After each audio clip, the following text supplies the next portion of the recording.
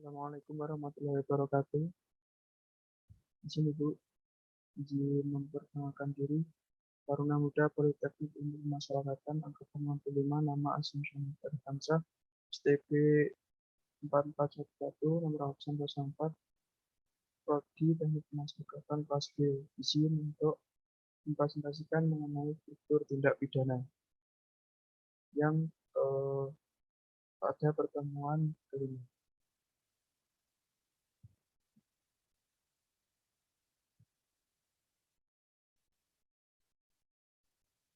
Yang pertama, istilah tindak pidana. Istilah tindak pidana saya mengambil referensi dari 4 referensi. Yang pertama, tindak pidana dalam Kamus Besar Bahasa Indonesia berarti perbuatan melanggar hukum, perbuatan kejahatan. Sedangkan tindak pidana dalam bahasa Belanda artinya strafrecht yang merupakan istilah resmi dalam Strafwetboek atau KUHP. Untuk referensi yang kedua dari Profesor Mulyatno, perbuatan pidana yang dilarang dan diancam dengan pidana kalau dilanggar. Yang ketiga, referensi selanjutnya yaitu delik dalam bahasa Latin delictum, yang yaitu perbuatan yang dapat dihukum karena melanggar undang-undang, dalam kurung pelanggaran kejahatan. Untuk yang referensi keempat, Van Hamel, yaitu perlakuan orang yang dirumuskan dalam undang-undang yang bersifat melawan hukum yang patut dipidana dan dilakukan dengan kesalahan. Selanjutnya, pengertian tindak pidana. Tindak pidana dapat dikatakan berupa seharusnya pendapat undang-undangan berkelanjutan. Untuk dengan perundang-undangan dengan istilah tindak pidana, seperti dalam Undang-Undang Nomor 6 Tahun 1982 tentang hak cipta, Undang-Undang Nomor 11 PMPS 1968 tentang pemberantasan tindak pidana, Undang-Undang Nomor 3 Tahun 1991 tentang pemberantasan tindak pidana korupsi, dan undang-undangan lainnya. Ahli hukum yang menggunakan istilah ini seperti Profesor Dr. Wiryono Projodikoro, sarjana hukum. Untuk istilah tindak memang telah lazim digunakan dalam peraturan perundang-undangan kita, walaupun masih dapat diperdebatkan juga ketepatannya. Tindak menunjuk pada hal kelakuan manusia dalam arti positif atau benevolent semata, dan tidak termasuk kelakuan manusia yang pasif atau negatif, laten.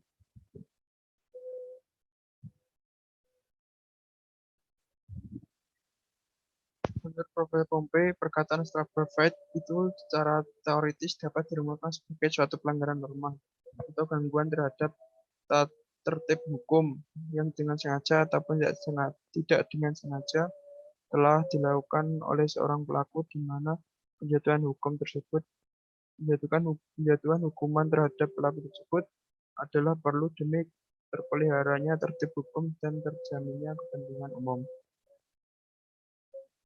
Selanjutnya, Profesor Mulyatno, perbuatan pidana hanya menunjuk pada sifatnya. Perbuatan saja, yaitu sifat dilarang dengan ancaman pidana kalau dilanggar, sedangkan unsur pelaku kesalahan dan mampu bertanggung jawab merupakan bagian dari pertanggungjawaban pidana. Selanjutnya ada unsur tindak pidana. Menurut Profesor Wiryono Projodikoro, unsur-unsur tindak pidana meliputi yang pertama adanya norma, yaitu suatu larangan atau suruhan. Yang kedua adanya sanksi atas pelanggaran norma itu dengan hukuman pidana. Yang kedua, menurut Van Hamel, unsur-unsur tindak pidana meliputi yang pertama perbuatan manusia yang dirumuskan dalam undang-undang melawan, untuk yang kedua melawan hukum. Yang ketiga dilakukan dengan kesalahan. Yang keempat patut dipidana. Yang terakhir menurut E. Metzger, unsur-unsur tindak pidana meliputi yang pertama perbuatan dalam arti yang luas dari manusia aktif atau membiarkan. Yang kedua sifat melawan hukum atau bersifat objektif maupun subjektif. Yang ketiga dapat dipertanggungjawabkan kepada seseorang. Untuk yang keempat diancam pidana.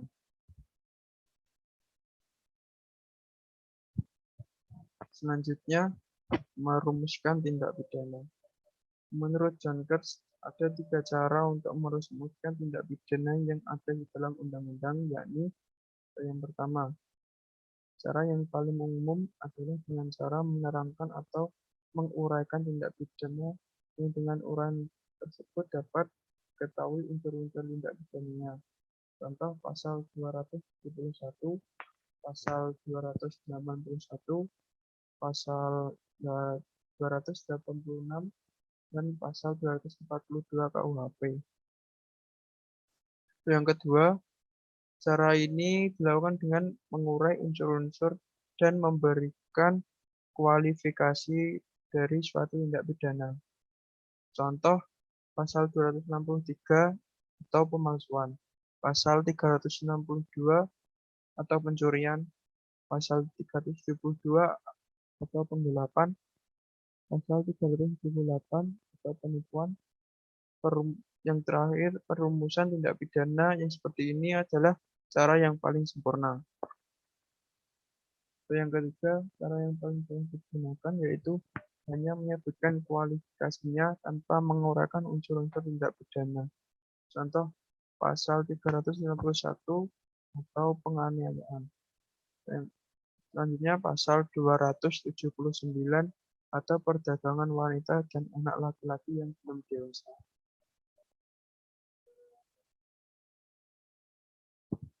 Selanjutnya, sifat melawan hukum. Sifat melawan hukum dibagi menjadi 2, yaitu sifat melawan hukum formil dan sifat melawan hukum materi. Yang pertama, sifat melawan hukum formil. Sifat melawan hukum formil atau formal, whether state, mengandung arti semua bagian atau unsur-unsur dari rumusan delik telah dipenuhi. Demikian pendapat John Kurtz yang menyatakan melawan hukum formil jelas adalah karena bertentangan dengan undang-undang tetapi tidak selaras dengan melawan hukum formil juga melawan hukum material. Di antara pengertian sesungguhnya dari melawan hukum tidak hanya didasarkan pada hukum positif tertulis, tapi juga berdasar pada asas-asas umum hukum. Pula berakar pada norma-norma yang tidak tertulis, sebagaimana diatur dalam pasal 1 ayat 1 KUHP. Untuk dipidananya setiap perbuatan menganut sifat hukum formil. Para penganut sifat melawan hukum formil mengatakan bahwa pada setiap pelanggaran delik sudah dengan sendirinya terdapat sifat melawan hukum dari tindakan pelanggaran tersebut. Untuk yang kedua, sifat melawan hukum material. Sifat melawan hukum material atau material terdapat 2 pandangan. Yang pertama, sifat melawan hukum material dilihat dari sudut perbuatannya. Hal ini mengandung arti perbuatan yang melanggar atau membahayakan kepentingan umum yang hendak dilindungi oleh pembuat undang-undang dalam rumusan delik tertentu. Biasanya sifat melawan hukum material ini dengan sendirinya melekat pada delik-delik yang dirumuskan secara material. Yang kedua, sifat melawan hukum material dapat dilihat dari sudut sumber hukumnya. Hal ini mengandung makna bertentangan dengan hukum tidak tertulis atau hukum yang hidup dalam masyarakat, asas-asas kepatuhan, atau nilai-nilai keadilan dan kehidupan sosial dalam bermasyarakat.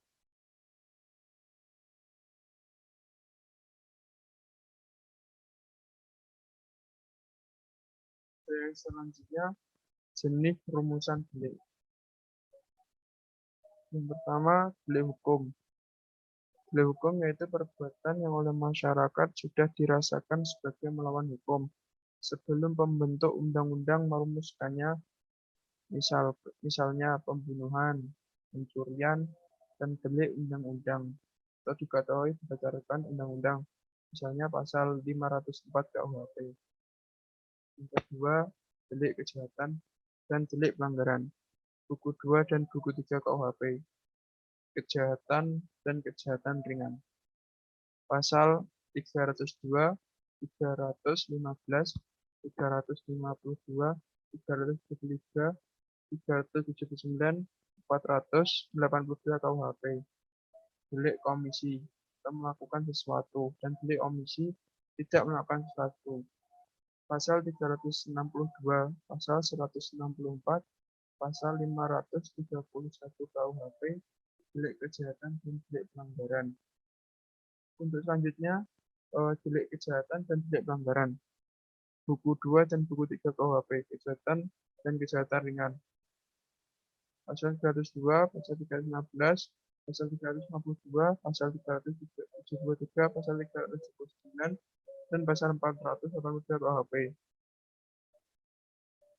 Untuk selanjutnya, tidak aduan dan bukan aduan. Pasal 284, pasal 287, 310, 315, 317, 319, 320, dan 322. Untuk yang selanjutnya, delik sengaja atau dolus dan kealpaan atau julpa, yaitu pasal 328 dan pasal 359 KUHP. Yang terakhir, delik selesai dan delik percobaan, yaitu pasal 53 KUHP. Yang selanjutnya, kesengajaan dan kealpaan. Kesengajaan sebagai arah batin yang paling kuat, timbulnya perbuatan tidak mempunyai batasan yang sangat jelas ketika WPS KUHP pertama kali dirumuskan tahun 1881. Namun memori penjelasan NBG menunjukkan bahwa kesengajaan merupakan suatu kehendak untuk melakukan atau tidak melakukan perbuatan yang dilarang atau diharuskan oleh undang-undang. Yang selanjutnya, kealpaan. Kealpaan dalam KUHP tidak diatur mengenai pengertian kealpaan, tetapi dalam memori Van to Listing disebutkan bahwa kealpaan di satu pihak berlawanan dengan kesengajaan di lain pihak. Kealpaan merupakan bentuk kesalahan yang lebih ringan daripada kesengajaan, akan tetapi bukan kesengajaan ringan. Kealpaan dapat diartikan sebagai kurang penduga-duga atau kurang penghati-hati. Pada kata yang lain dari kealpaan yaitu julpa, sembrono, atau nalatihid.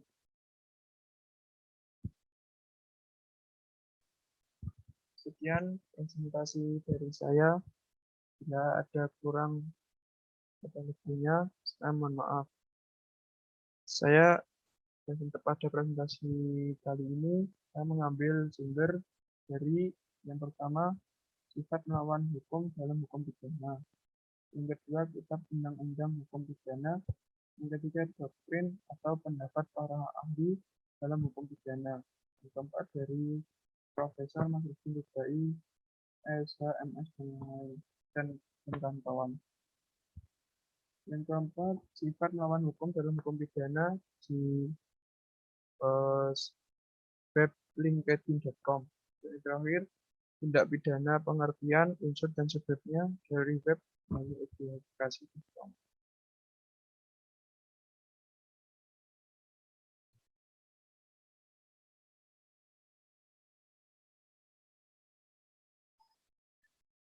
Sekian presentasi dari saya. Terima kasih untuk teman-teman atas waktunya. Sekian. Wassalamualaikum warahmatullahi wabarakatuh.